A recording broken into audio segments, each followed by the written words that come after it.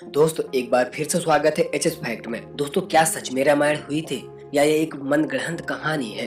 इसके ऊपर कई बार चर्चाएं हो चुकी हैं। कई लोग हैं जो इसे सच मानते हैं, लेकिन कई लोग ऐसे भी हैं जो आज भी कहते हैं कि ये सिर्फ एक मनगढ़ंत कहानी है, क्योंकि ऐसा हो ही नहीं सकता। लेकिन आज की वीडियो रामायण को काल्पनिक मानने वालों को हिलाकर रख सकती है। आज हम आपको वैज्ञानिक रिसर्च के कुछ ऐसे सबूत दिखाएंगे जिन्हें देखने के बाद आप ये मानने के लिए मजबूर हो जाएंगे कि रामायण बस एक धार्मिक किताब और मनगढ़ंत कहानी नहीं, बल्कि रामायण सच में हुई थी और श्री राम, रावण, हनुमान जी सब सच में मौजूद थे। और यही सब बातें जानने के लिए इस वीडियो के अंत तक जरूर बने रहिएगा। और वीडियो शुरू करने से पहले आप लोगों से एक छोटी सी रिक्वेस्ट है, वीडियो के नीचे सब्सक्राइब बटन आ रहा होगा, उसे दबाकर सब्सक्राइब कर दीजिएगा और पास में बेल आइकन को दबाकर ऑल पर सेलेक्ट कर दीजिएगा। तो गाइस, रामायण भारत के सबसे प्रसिद्ध ग्रंथों में से एक है। भारत में रामचरितमानस का पाठ पूरी आस्था के साथ होता है। महर्षि वाल्मीकि द्वारा रामायण में भगवान श्री राम की संपूर्ण जानकारी लिखी गई है, लेकिन कुछ लोग भगवान के होने पर ही सवाल उठाते हैं और रामायण को केवल कहानियों से भरी किताब मानते हैं। रामायण के अनुसार भगवान राम ने अधर्मी रावण को मारकर धर्म की स्थापना की थी। ज्यादातर लोगों के सवाल होते हैं, क्या भगवान राम वाकई धरती पर पैदा हुए थे? क्या वास्तव में रावण के 10 सिर और न? क्या हनुमान जी अपनी इच्छा से अपना रूप बदल सकते थे? और इन सब बातों की वजह से ही कई लोग रामायण को झूठ समझते हैं। मगर आज हम वैज्ञानिक अध्ययनों के आधार पर सिद्ध कर देंगे कि रामायण में वर्णित घटनाएं पूर्णतः सत्य हैं।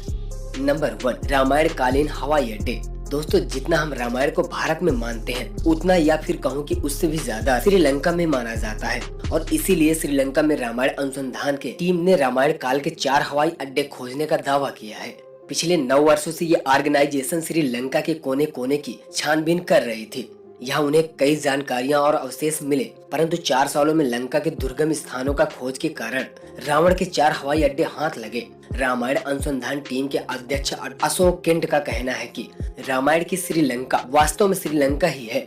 यहाँ उसान गोड़ा, गुरुलु पौधा, तोतुपोला कदा और वारियापोला नामक 4 हवाई अड्डे मिले हैं और इन्हीं हवाई अड्डे से रावण पुष्प विमान को आसमान में उड़ाता रहा होगा। और ये हवाई अड्डे न सिर्फ ये बात बताते कि रामायण सच में हुई थी, और ये भी बताते हैं कि इसमें लिखी गई सारी बातें जिन पर हमें यकीन नहीं होता वो भी सच है।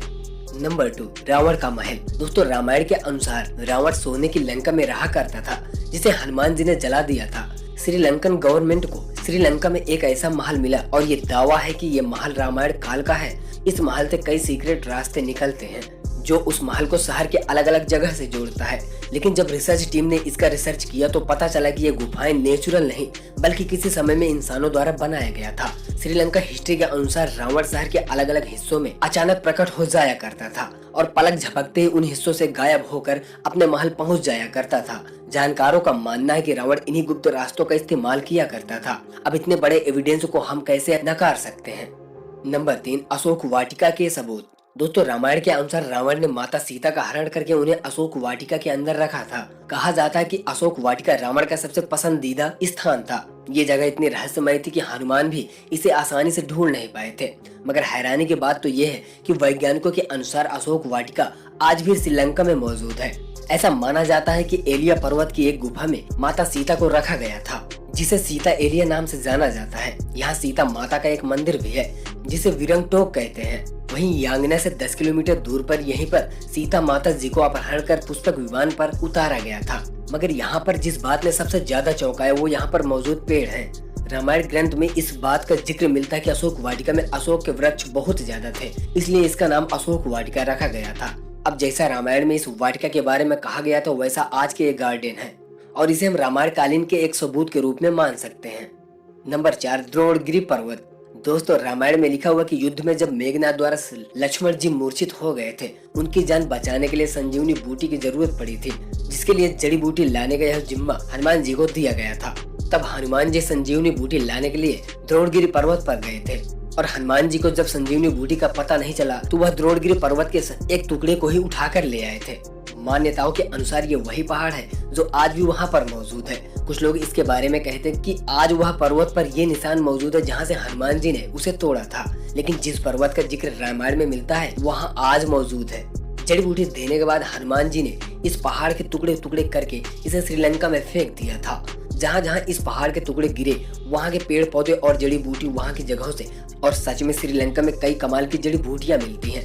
श्रीलंका में हिमालय की जड़ी बूटी का मिलना इस बात का पर्याप्त सबूत है कि लक्ष्मण जी को संजीवनी देने की घटना पूर्ण रूप से सत्य है, क्योंकि जड़ी बूटियों के पौधे उस स्थान पर मिले हैं जहां पर लक्ष्मण जी को संजीवनी दी गई थी, जबकि दूसरे हिस्से में इस प्रकार का कोई भी जड़ी बूटी नहीं मिलती।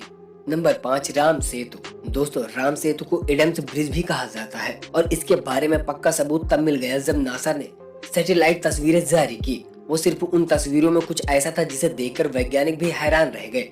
वैसे उन एशियन के हिस्से में साफ तौर से पत्थरों की एक लाइन बनी हुई नजर आ रही थी। जब वैज्ञानिकों ने इस तस्वीर पर ज्यादा स्टडी की तो पता चला कि पत्थरों से बनी लाइन भारत के धनुषकोडी से श्रीलंका के मन्नार द्वीप तक बनी हुई है, जो लंबाई में करीब 30 किलोमीटर तक हो सकती है।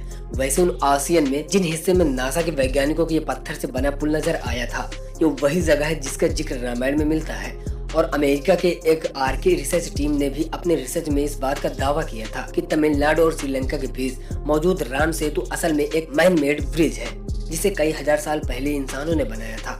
माना जाता है 15वीं शताब्दी तक यह पैदल पार करने लायक था, लेकिन इतना ज्यादा समय बीत जाने के कारण ये पुल अपने पूर्ण स्वरूप में नहीं रहा। वैज्ञानिक दृष्टिकोण से इस फैक्ट को हम रामायण के एविडेंस के रूप में देख सकते हैं। नंबर 6, सुग्रीव की गुफा। दोस्तों, बाली के डर से सुग्रीव जिस गुफा में रुके हुए थे वह गुफा आज भी मौजूद है। रामायण के अनुसार बाली ने दुमदुमी नामक राक्षस को मारकर उसका शरीर कुछ दूर फेंक दिया था। हवा में उड़ते हुए दुमदुमी की खून की कुछ बूंदे मतंग ऋषि के आश्रम के ऊपर गिर गई। ऋषि ने अपने तप के बल से जान लिया कि यह किसकी हरकत है। फिर क्रोधित ऋषि ने बाली को श्राप दे दिया कि कभी भी तू ऋषि के पर्वत के क्षेत्र में आएगा तो उसकी मृत्यु हो जाएगी। सुग्रीव को राज्य से निकाले जाने पर वह इसी जगह पर आए थे, क्योंकि वह जानते थे कि बाली यहाँ पर नहीं आ सकता। यहीं पर उनकी मुलाकात श्री राम जी से होती है और बाद में श्री राम जी ने बाली का वध किया और सुग्रीव को किष्किंधा का राज्य सौंप दिया गया था। और ये सारी गुफाएं आज भी मौजूद हैं।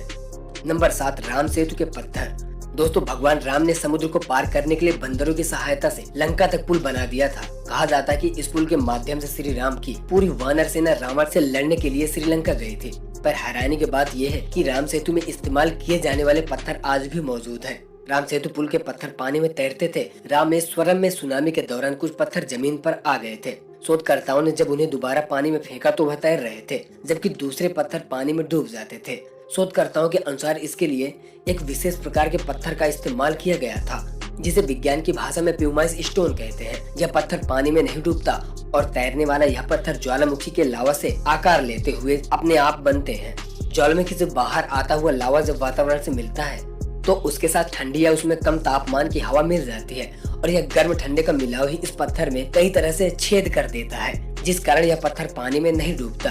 अब इन पत्थरों के पीछे का विज्ञान भी रामायण के समय उनको पता था। उन्होंने इस तकनीक का उपयोग राम सेतु को बनाने में किया था। यह रामायण का एक पुख्ता और मजबूत सबूत। जली हुई लंका के सबूत।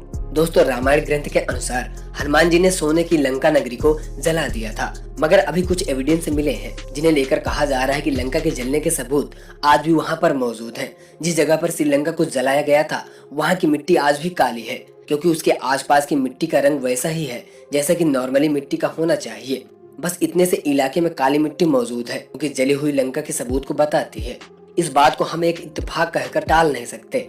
अब जब आपको इतने सारे प्रूफ दिए जा रहे हैं, यहाँ तक कि इतने सारे प्रूफ कोई इत्तेफाक नहीं हो सकते, तो इसलिए यही साबित होता है कि रामायण सच में घटित हुए थे।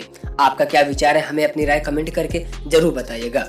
और वीडियो पसंद आया हो तो वीडियो को लाइक करके चैनल को भी सब्सक्राइब कर दीजिएगा। तो गाइस, फिर से मिलते हैं किसी नेक्स्ट वीडियो में किसी नए टॉपिक के साथ। सो तब तक के लिए जय हिंद, वंदे मातरम।